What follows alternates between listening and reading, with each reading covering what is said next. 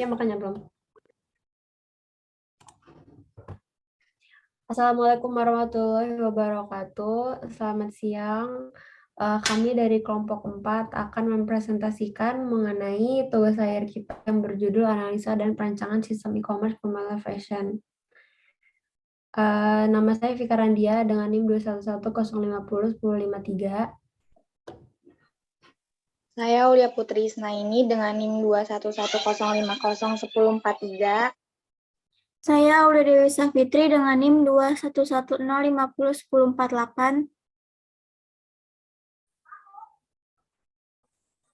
Saya Herzita Savana Putri dengan NIM 21105011054. Saya Alfiana Nabila dengan NIM 21105011057. Berikutnya akan dijelaskan oleh rekan saya Herzita untuk SPOT. Di sini kita menggunakan teknik pengumpulan data, yaitu dalam menyusun proyek ini kami melakukan pengumpulan data dengan cara mengamati suatu objek secara cermat dan langsung di lokasi penelitian, serta mencatat secara sistematis mengenai gejala-gejala yang diteliti atau biasa disebut dengan observasi. Terus, berdasarkan pengamatan kelompok kami terhadap web Pomelo diperoleh gambaran secara singkat tentang keadaan sistem yang sedang berjalan, di mana sistem yang digunakan saat ini sudah modern, yaitu dengan cara menggunakan media sosial sebagai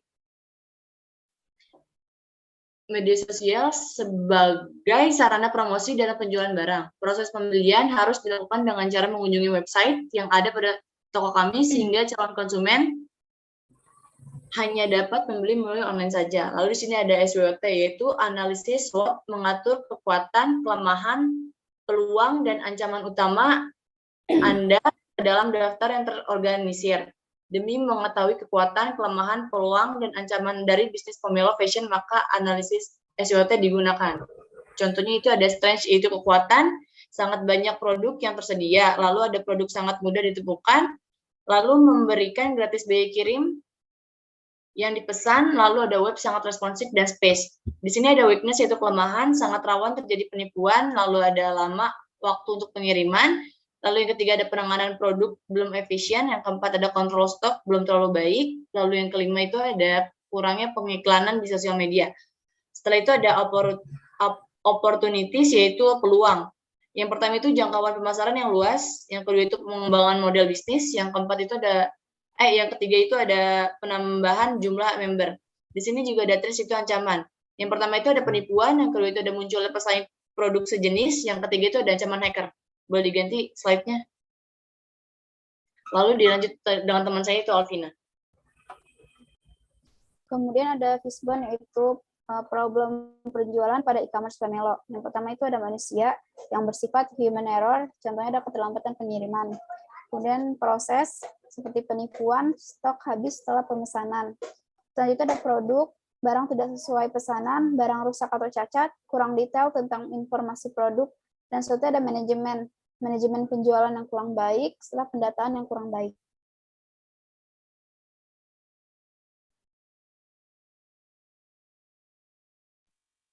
Selanjutnya di sini kita menggunakan DFD konteks. Kita gunakan untuk merancang sistem e-commerce Pomelo Fashion. Di sini proses mengeluarkan faktur ke konsumen, lalu konsumen mengembalikan data berupa data konsumen, produk, dan pemesanan ke proses. Lalu proses mengeluarkan laporan berupa faktur, data, konsumen, persediaan, pengiriman, pemesanan, transaksi, dan daftar produk ke administrator, dan administrator mengeluarkan data berupa konsumen, produk, pemesanan, pengiriman ke proses, dan proses mengeluarkan data berupa laporan, persediaan, pengiriman, pembelian, penjualan, pemesanan, daftar produk ke pimpinan toko. Selanjutnya.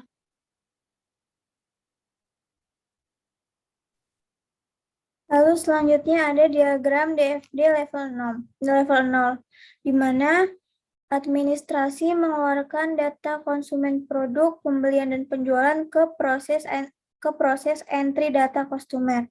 Lalu akan membuat file konsumen, file produk, file transaksi pembelian, file transaksi penjualan, dan file transaksi pemasukan. Lalu file konsumen akan mengeluarkan berupa data konsumen ke pelaporan. Lalu file produk akan mengeluarkan data produk berupa data produk ke pelaporan. Lalu file transaksi pembelian akan mengeluarkan data transaksi pembelian berupa pelaporan. Lalu ada file transaksi penjualan akan mengeluarkan data transaksi penjualan ke pelaporan. Lalu yang terakhir ada file pemasukan yang akan mengeluarkan data pemasukan ke pelaporan. Lalu di proses entry data ini akan memberikan data berupa konsumen, produk, transaksi pembelian, dan transaksi penjualan ke pelaporan. Lalu pelaporan akan memberikan data berupa konsumen, produk, transaksi pembelian, dan transaksi penjualan ke proses laporan. Yang proses laporan akan memberikan laporan berupa faktur persediaan, pengiriman, penjualan, pemesanan, dan daftar produk ke administrator. Lalu proses pelaporan akan mengeluarkan faktur ke konsumen. Lalu proses pelaporan akan memberikan laporan yang berupa persediaan, pengiriman, penjualan, pemesanan, dan daftar produk ke pimpinan toko. Selanjutnya.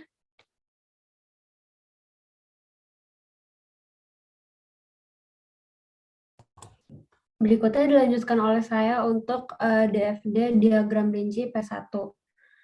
Dalam diagram ini dimulai dari administrator yang mengirimkan laporan stok produk kepada proses pengecekan produk yang terdapat pada P0.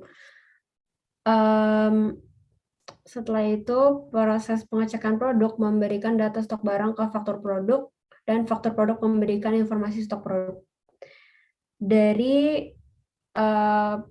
Lalu administrator memberikan transaksi yang harus dibayar dan daftar produk yang dibeli kepada proses pembelian produk dalam 1.1.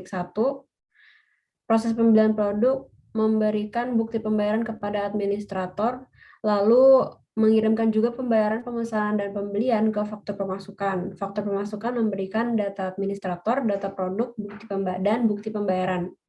Lalu proses pembelian produk memberikan data harga produk kepada faktur produk. Lanjut lagi 1.2 entry data memberikan faktur kepada konsumen dan juga data stok produk dan data supplier kepada faktur produk. Selanjutnya dilanjutkan oleh rekan saya Herzita. Di sini juga ada DFD diagram rinci P3, yaitu untuk cek data stok pada komputer, dia akan mengecek stok itu tersedia atau tidak ke konsumen. Lalu dari konsumen memberikan pembelian produk ke cek data stok pada komputer. Setelah itu cek kesesuaian stok, lalu setelah itu dilanjutkan ke administrator. Setelah dari administrator itu konfirmasi stok ke cek stok penyimpanan gudang. Dari cek stok penyimpanan gudang memberi stok produk ke proses input stok. Setelah itu dari proses input stok akan memberikan stok produk ke faktur produk.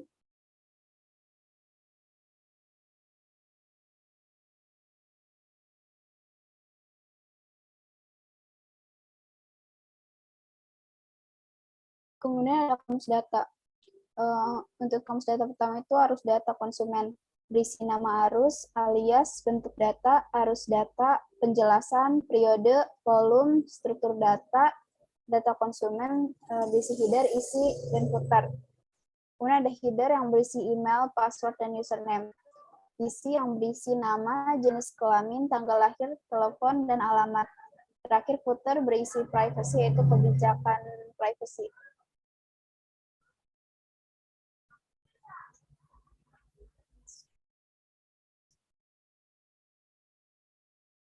Kamus data yang kedua itu arus data administrator. Berisi nama arus, alias, bentuk data, arus data, periode, penjelasan, volume, struktur data, administrator berisi header, isi, dan footer. Headernya itu berisi konsumen, produk, pemesanan, dan pengiriman. Isinya berisi nomor produk, nama produk, keterangan, nama, alamat, telepon, harga, jumlah, total, dan transaksi. Terakhir itu footer, yaitu berisi tanda tangan.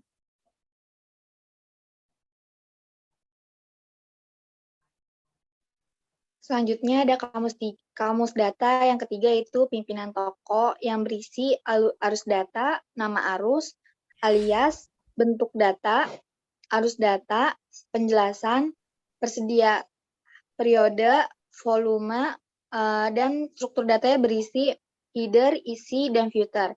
Headernya berisi nama brand, dan daftar produk. Dan isinya berisi laporan persediaan, laporan penjualan, laporan pembelian, dan laporan persediaan. Untuk footernya berisi tanda tangan dan waktu laporan. Selanjutnya.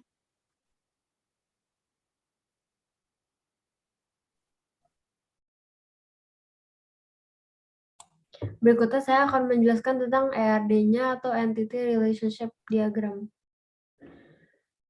Pada ERD ini berawal dari mulainya dari faktor konsumen yang berisi ID konsumen yang merupakan primary, name konsumen, nama konsumen, keterangan, alamat, dan telepon. Faktor konsumen memiliki relasi one-to-one dengan tabel relasi memiliki yang berisi ID konsumen dan KD pemesanannya. Faktor konsumen ini memiliki relasi kepada faktor pemesanan. Faktor pemesanan berisi KD pemesanan yang merupakan primary, ID konsumen, nama NM pemesanan, harga, dan jumlah. Faktor pemesanan memiliki relasi one-to-many dengan faktor produk. Memiliki tabel relasi memiliki dengan KD pemesanan, KD produk. Lalu lanjut pada faktor produk yang berisi KD produk sebagai primary, ID konsumen, stok produk, jenis produk, NM produk, HRG produk, dan ID kategori memiliki relasi one-to-many dengan faktor pengiriman. Tabel relasinya itu dengan KD pengiriman dan KD produk. Pada faktor pengiriman, berisi KD pengiriman yang merupakan primary dengan nomor faktur, tanggal pengiriman, keterangan, dan juga alamat.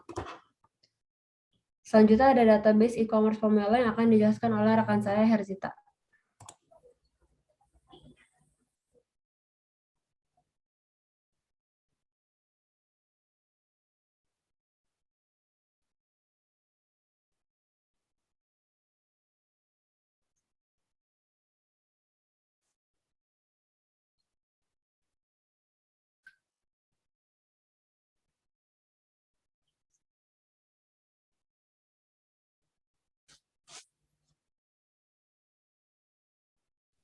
Masih off mic.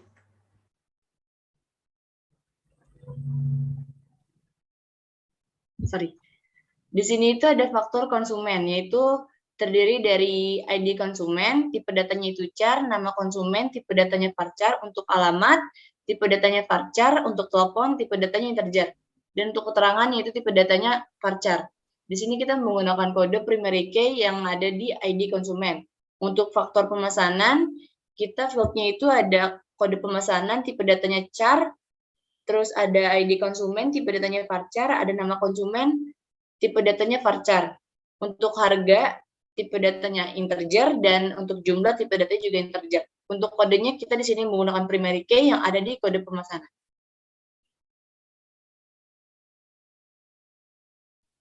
Selanjutnya ada file faktur pengirimannya, di mana filenya berisi kode pengiriman dengan tipe char, nomor faktur dengan tipe varchar, tanggal pengiriman dengan tipe varchar, alamat dengan tipe varchar, dan keterangan dengan tipe varchar. Lalu yang menjadi primary key adalah kode pengiriman. Dan pada file faktur produk terdapat kode produk dengan tipe data integer, nama produk dengan tipe data varchar, harga produk dengan tipe data integer, jenis produk dengan tipe data varchar, stok produk, dan ID kategori bertipe varchar. Dan yang terakhir ID konsumen bertipe integer. Dan yang menjadi primary key di sini adalah kode produk. Selanjutnya di sini ada tabel faktor konsumen, yang dimana berisi ID konsumen, nama konsumen, alamat, telepon, dan keterangan. Lalu di tabel faktor pemesanan terdapat kode pemesanan, ID konsumen, nama pemesanan, harga, dan jumlah. Selanjutnya akan dilanjut oleh Aulia Putri.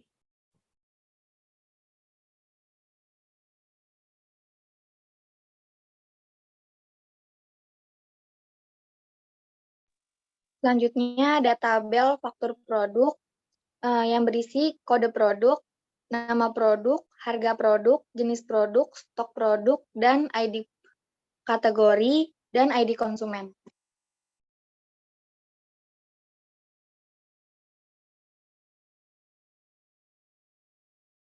Selanjutnya ada tabel pengiriman yang berisi KD pengiriman, nofaktur, tanggal pengiriman, alamat, dan keterangan.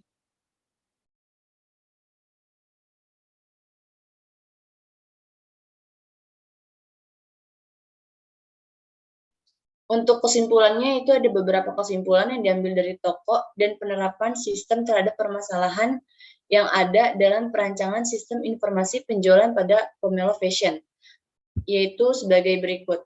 Yang pertama ada aplikasi e-commerce, yaitu dapat mempermudah proses transaksi pembelian produk dan konsumen dapat langsung melihat produk terbaru sehingga dapat melakukan proses pembelian serta pemesanan dengan cepat dan efisien. Yang kedua yaitu ada perancangan sistem informasi penjualan pada Pomelo Fashion dapat memberikan solusi terhadap permasalahan yang dihadapi dalam proses penjualan produk serta sebagai solusi pemasaran produk bagi perusahaan. Lalu yang terakhir itu ada dilakukannya pengujian sistem informasi penjualan pada Pomelo Fashion. Diharapkan sistem dapat berjalan sesuai dengan yang diharapkan oleh konsumen.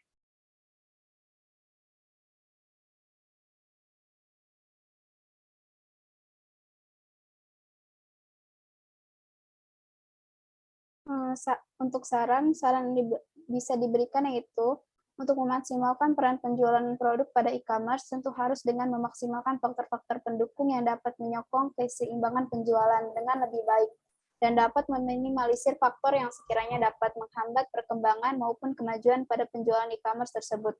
Berdasarkan hasil analisa terdapat hal yang harus dilakukan, salah satunya seperti pada sistem informasi penjualan ini mungkin masih banyak kekurangan. Karena itu sistem informasi penjualan ini masih bisa untuk dikembangkan oleh penelitian selanjutnya dan juga bisa memperbaiki sistem ini seperti menambah laporan laba rugi, laporan bulanan, dan tahunan agar dengan lebih rinci atau akurat. Berikut analisa dan perancangan sistem e-commerce Pomelo dari kelompok saya. Kurang lebihnya mohon maaf. Cukup sekian dari kami. Wassalamualaikum warahmatullahi wabarakatuh.